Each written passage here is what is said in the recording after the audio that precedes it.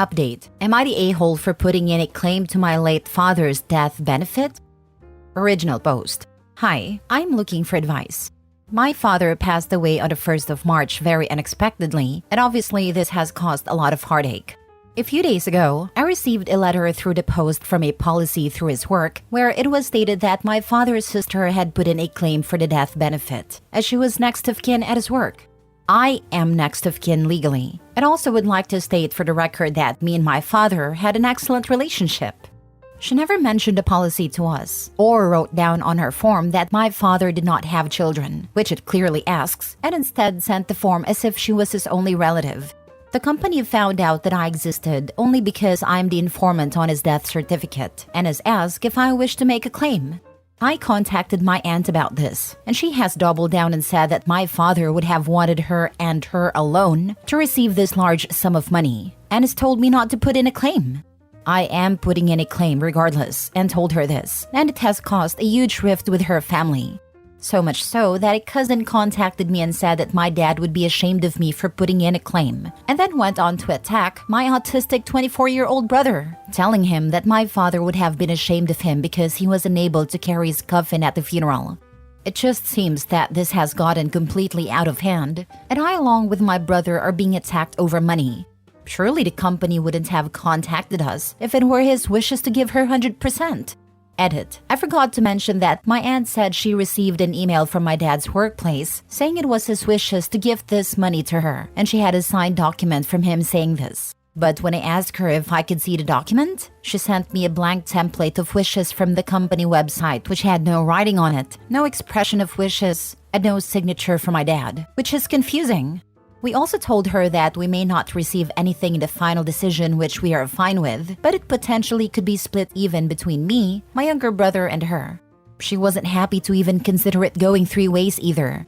And that is where the abuse began from that side of the family. I just don't know, and this has been keeping me up at night with stress. Am I the a-hole? Now for the top comments before reading the updates. Not a-hole. Your aunt's family sounds like a bunch of greedy a-holes. Do not let them bully you. Make sure you get the benefits that you are owed. Why would she even think she deserves it when dad has 2 children? Not a-hole. She is robbing an autistic child of her own brother? Her daughter sent my brother vile voice notes, telling him that my dad would be ashamed of him because he couldn't carry the coffin due to his autism, that he is lazy and should get a job when he can't work, and that he's a thief. It has made my brother so distraught that he is refusing to put a claim in, as he thinks my father hated him when this is not true. My dad loved the bones off my brother. Those words never left his mouth. All lies. My dad may not be here to protect him, but I am, and I'll always protect him. Nah, to hell with your aunt and cousin. Don't you dare split anything with these vile bastards. Put in your claim, get your deserved death benefits, and cut these monstrous vultures from your life. Your aunt made a dastardly and calculated move filing that paperwork, claiming he had no children, knowing she'd never get the claim otherwise. If the claim was meant for her, she would have been listed as a beneficiary specifically. Mini update. I phoned a company this morning and they have no record of an expression of wishes that my father wrote, only that she was next of kin at his workplace.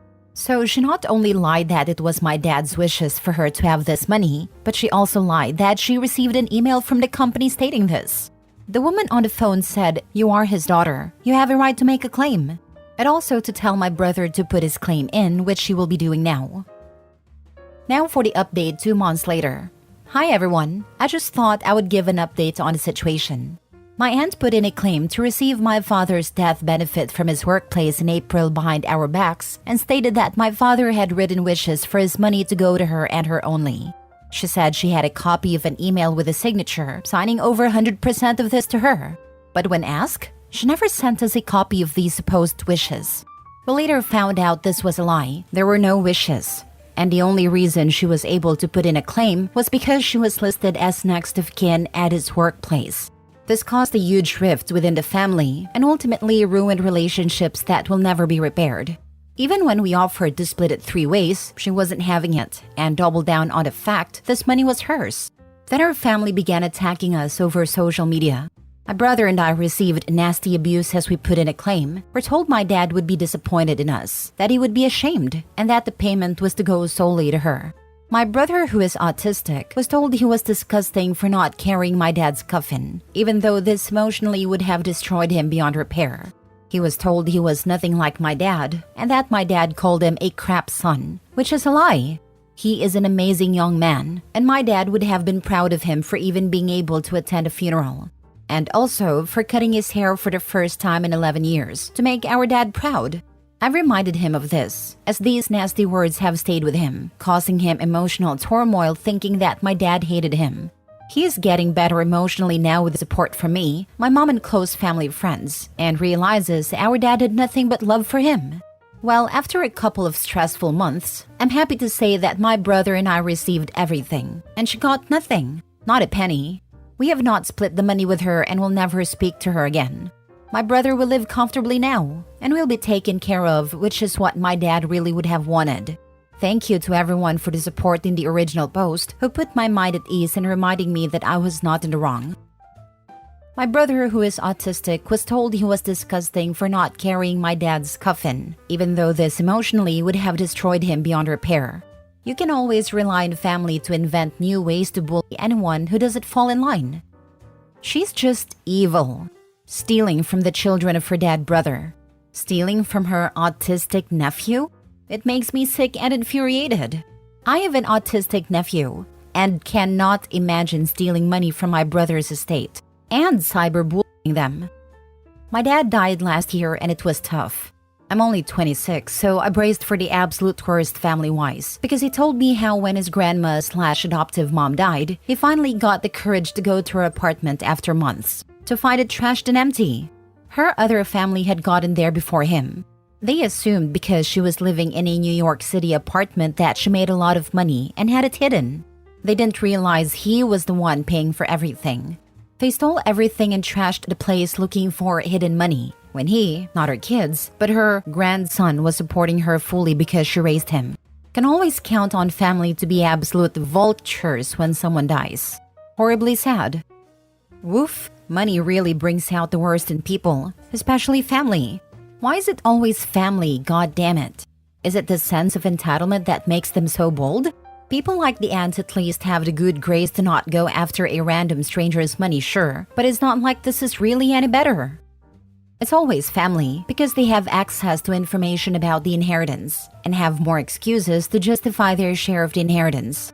Sad, but true. Next story. Am I the a-hole for refusing to lend my sister-in-law money because she got the house I was expecting to go to all of us? Years ago, my wife and I moved back to live near her elderly parents. We bought a house a couple of streets over from them for about $300,000. When we moved back, we helped them with the maintenance of their house, including replacing the carpet, 2 AC units that totaled $15,000, appliances, and weatherproofing the house.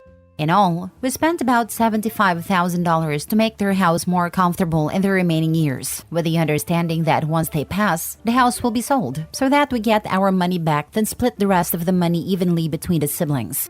When they both passed, we found out they left the house to my wife's youngest sister. The parents wrote a letter explaining to the siblings that the parents wanted to make sure that sister have a house because she would never be able to buy a house without their help.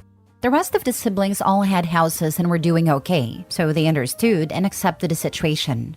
I was livid because we poured money into that house, and now we're not going to get it back. My wife and I argued for weeks until I realized I had to accept the money as gone, or else my marriage would be ruined.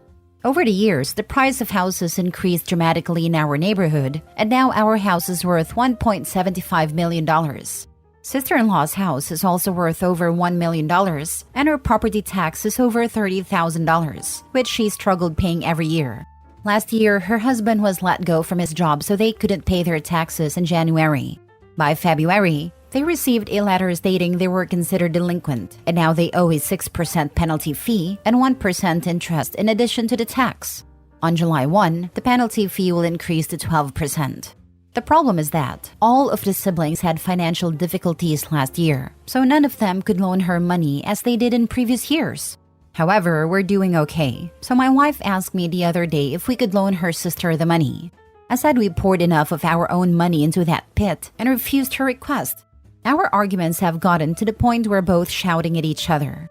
I know I can be petty, but I think I'm justified to not loan over $30,000 to a person who stole $75,000 from us. My wife doesn't want her sister to lose the house that they were raised in. Now for the top comments. If you pay the taxes this year, what's going to happen in all the subsequent years?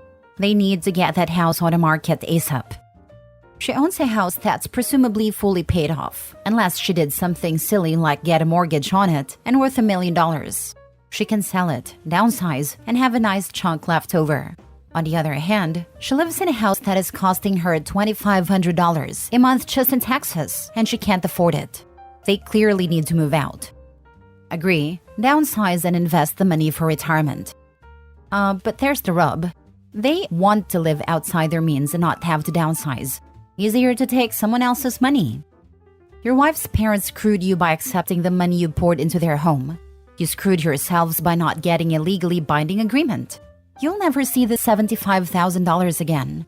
You either have to accept that or walk away from your wife. The current issue is that your sister-in-law obviously can't afford to maintain the house she inherited. It seems like her only option is to sell it and move. If any family members want to keep it in the family, then they can buy it from sister-in-law. But it is not reasonable to loan tax money to your sister-in-law. This would be my hill to die on. Actually, the parents screwed everybody. OP was screwed out of $75,000 that he invested in their house. OP's wife and other siblings were screwed out of their inheritance. The sister-in-law was saddled with a house she can't afford and is sinking into debt. Her other siblings won't let her sell it because it's our family home and must stay in the family. Now everyone resents everyone, so goodbye family ties. Next story. Am I the a-hole for cutting off my sister and her family after what her daughter said? I, 28 female, invited my sister, 40 female, and my niece, 17 female, over for a pool party that my husband and I were hosting. We had a few friends over and many brought their kids. For background, my husband and I don't have kids and are undecided on whether or not we want any, but always find something for us to do where our friends who do have kids feel included. Although we keep things pretty kid-friendly, we still always serve alcohol at our get-togethers. Nothing too crazy, just some beers and seltzers. My sister wasn't able to stay for long as she had work later in the night. I told her since her 17-year-old and her 12-year-old were having fun that they could stay the night, and I would take them home in the morning. She let them stay, and about 2 hours later, my 17-year-old niece tells me her mom wants her home and to look for a ride from someone else because I was drinking. I had only one drink earlier that day while setting up for the party hours ago. I let the girls leave with my friend, since they lived in the same neighborhood. I texted my sister and confronted her why she asked the girls to look for a ride home. She then told me that my 17-year-old niece told both her parents that everyone at the party was smoking weed, getting drunk, and offering her both those substances, that she felt too uncomfortable to stay. It was a small get-together of around 15 adults and their kids. Nobody was smoking, and absolutely nobody offered her anything. Most of my friends had watched her and her siblings growing up, so it wasn't like they were strangers to my sister or her kids either. Everyone there had their kids who work in respectful positions, including myself. I work in law enforcement, and something like that rumor could cost me my job or even one of my guests' jobs or kids. My sister then told me that she doesn't think what her daughter said wasn't true, and that my niece even told her that my friends and I did nothing but talk bad about my sister behind her back after she left. Again, another lie. My brother-in-law then became involved and told me that it was no place for him to say who was saying the truth, as everything was all he said she said, and that is sorry that I'm upset. I was livid to find out that my niece would not be disciplined for spreading such rumors, and that they would even believe something like that. I was always the first person they would call to control any situation where my niece and her parents would be fighting or she would run away. They would call me to go pick her up because they couldn't handle her attitude anymore. So tell me, Reddit, am I the a-hole for letting my sister know that I will be distancing myself from her and her family? Not the a-hole, and I would not be alone with niece ever again. From the context, it sounds like the niece is a problem already. Running away, fighting parents. Yep, and the parents gave up actually parenting her long ago, or trying to solve her existing problems. Why didn't the parents ask the 12-year-old? They aren't an infant. If such behavior was taking place, surely the 12-year-old would be able to either corroborate the 17-year-old or torpedo her lies. Unless the 12-year-old is as much of a delinquent as her sister. Your sister and brother-in-law are being willfully blind and allowing their child to ruin relationships. Being in law enforcement, I'm sure you know if you can record private interactions in your jurisdiction without the other party's consent. But I wouldn't be around a 17-year-old again without multiple witnesses or video evidence. What a toxic little liar. Not a-hole. My guess is the 17-year-old threatened the 12-year-old. As a younger sister, I can pretty much guarantee this. Edit.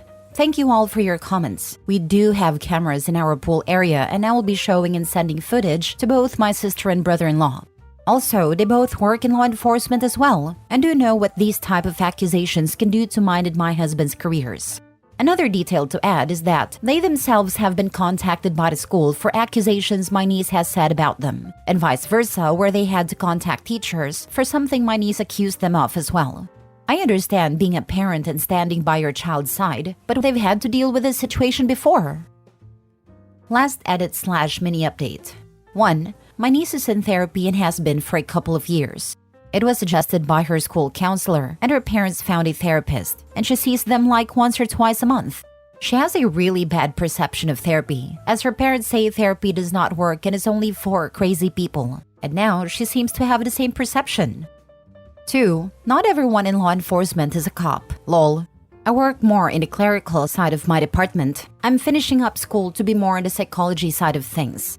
Whereas my sister and brother-in-law work more hands-on with inmates. 3. I told my sister about the cameras and emailed her any and all footage from the backyard in front. She then told me that I was being overdramatic with the whole situation and that we all know her daughter lies. I reiterated how lies like that could cost me my job or my friends' jobs, and she said, "It's not like you have a real law enforcement job." She said that she doesn't feel like an apology is necessary. I didn't feel like fighting anymore and decided that no contact would be best for now. 4. Throwing this in here since it's on the same topic, I spoke with my brother, 26 male, about the situation. Growing up with 3 older sisters, he always knew how to stay out of the drama and always be neutral with all of us. He lives a state away and we don't have much contact besides the occasional "how are you" texts. I told him about the situation and asked how he would handle it. Come to find out, she did the same to him at my wedding about 8 months ago. My brother works with kids, and that could have cost him his job as well. My niece told her parents my brother was sneaking her drinks and they believed her, even though they were at my wedding as well. He said he went no contact after that, since he didn't think the drama was worth it as he lives a whole state away, and doesn't really come visit unless it's for Christmas. Which he didn't this past year, but we all thought it was because he had just been in town for my wedding.